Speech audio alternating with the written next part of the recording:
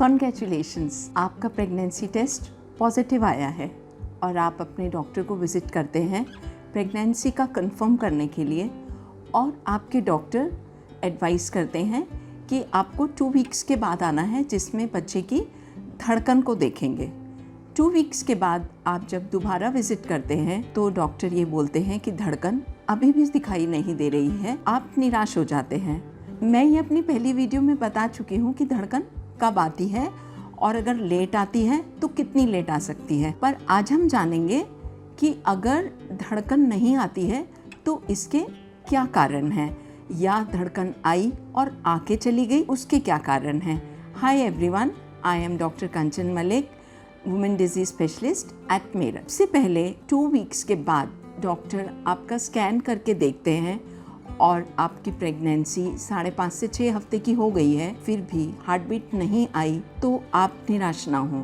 और डॉक्टर भी आपको निराश नहीं करते हैं, वो यही बोलते हैं 10 से 15 दिन के बाद दोबारा अल्ट्रासाउंड करके देखेंगे। कभी कभी 8 वीक्स पे हार्ट बीट आ जाती है, क्योंकि अगर पीरियड्स बिल्कुल रेगुलर हैं, आपका 28 डे साइकिल है, तो हार्ट बीट 5.5 से 6 हफ्ते में आ जाती है। या IVF प्रेगनेंसी है जिसमें कि बिल्कुल कैलकुलेटेड प्रेगनेंसी होती है, उसमें भी 5.5 से 6 हफ्ते में हार्ट बीट आ जाती है। परंतु अगर आपके पीरियड्स इनफ्रीक्वेंट हैं या इरेगुलर हैं तो ओव्यूलेशन लेट होता है, तो हार्ट बीट भी लेट आती है। यूजुअली 8 हफ्ते तक हम वेट करते हैं कि हार्ट बीट आ जाए, लेकिन अगर 8 हफ्ते तक भी हार्ट बीट नहीं आई है तो इसके क्या कारण हो सकते हैं। सबसे पहला कारण जेनेटिक कारण है, जो कि 10% केसेस में पाया जाता है। ऐसे केसेस में अगर हम अल्ट्रासाउंड देखें तो एक एम्प्टी जेस्टेशनल सैक दिखाई देता है, उसमें ना तो योक सैक दिखाई देता है ना फीटल पोल दिखाई देता है, सिर्फ आपको एक ब्लैक थैली दिखाई देती है जिसे एनएम्ब्रियोनिक प्रेगनेंसी कहते हैं। और ये यूजुअली क्रोमोसोमल एबनॉर्मेलिटीज़ की वजह से होता है। कभी कभी ऐसा होता है कि पोल भी दिख रहा है, सैक भी दिख रहा है और योक सैक भी दिख रहा है, फिर भी हार्ट बीट नहीं आई है। तो इसके कारण जो हैं वो ओवम में हो सकते हैं या स्पर्म में हो सकते हैं। अगर हम एग के कारणों को देखें तो पॉलीसिस्टिक ओवरीज में एग की क्वालिटीज़ बहुत अच्छी नहीं होती हैं। ऐसे केसेस में एक ख़राब एग से जब स्पर्म मिलता है तो एक ख़राब एम्ब्रियो डेवलप होता है, उसकी वजह से भी हार्ट बीट नहीं आती है। अगर AMH कम है तो एग की क्वालिटी अच्छी नहीं होती है और उसमें भी एम्ब्रियो अच्छी क्वालिटी का नहीं बनेगा और हार्ट बीट नहीं आती है।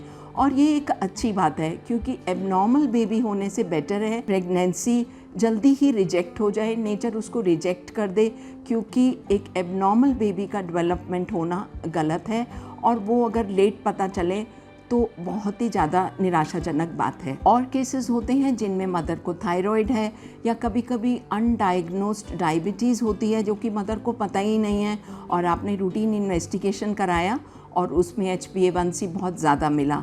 ऐसे केसेस में भी हार्ट बीट नहीं आती है। अगर हम स्पर्म्स की तरफ देखें तो मेल फैक्टर अफेक्टेड है, जैसे कि मेल स्मोकर हैं या अल्कोहल कंज्यूम करते हैं या डायबिटिक हैं या बहुत ज़्यादा ओबेसिटी है। ऐसे केसेस में भी स्पर्म की क्वालिटी अच्छी नहीं होती है और अगर ऐसे स्पर्म्स एग से मिलते हैं तो भ्रूण एक अच्छी क्वालिटी का नहीं बनता और हार्ट बीट नहीं आती है। अगर हमने अब अल्ट्रासाउंड में ये देखा कि सब कुछ बिल्कुल ठीक चल रहा था और जब आप सेकेंड टाइम डॉक्टर के पास विज़िट के लिए गए और उन्होंने स्कैन किया तो हार्ट बीट पहले तो ठीक थी और अब हार्ट बीट ख़त्म हो गई है, तो ऐसे में यूजुअल कॉजेज़ जो होते हैं वो क्लॉटिंग फैक्टर्स के डिफेक्ट होते हैं, क्योंकि प्रेगनेंसी में खून वैसे भी गाढ़ा हो जाता है, बट कभी कभी कुछ बीमारियों में खून और ज़्यादा गाढ़ा हो जाता है, जिसकी वजह से जो ब्लड की पतली पतली नली होती हैं जो बच्चे को खून का दौरा देती हैं वो ब्लॉक हो जाती हैं और हार्ट बीट आके चली जाती है। ऐसे केसेस में नेक्स्ट प्रेगनेंसी में आप टेस्ट करके देखते हैं और अगर ये चीज़ पाई जाती है तो खून पतला करने की दवाइयाँ स्टार्ट की जाती हैं और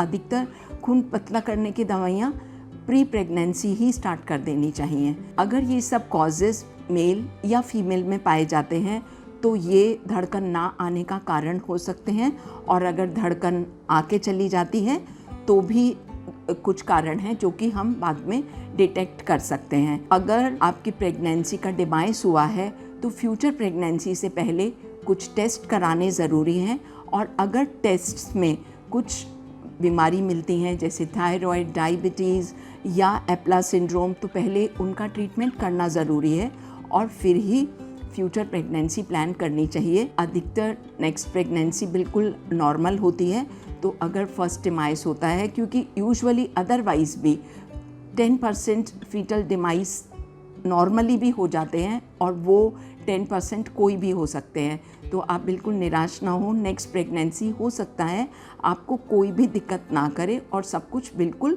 नॉर्मल हो। I wish you happy and healthy pregnancy. अपने डॉक्टर का कहना मानते रहिए। अगर आपकी इस प्रेगनेंसी में कोई भी निराशा हुई है तो आप बिल्कुल निराश ना हो। जैसे जैसे आपके डॉक्टर आपको इन्वेस्टिगेशन बताएं और जो जो मेडिसिन्स आपको बताएं उनको आप लेते रहें, उनको फॉलो करते रहें और सब कुछ बिल्कुल अच्छा ही होगा। Wishing you an happy and healthy pregnancy. Thank you very much.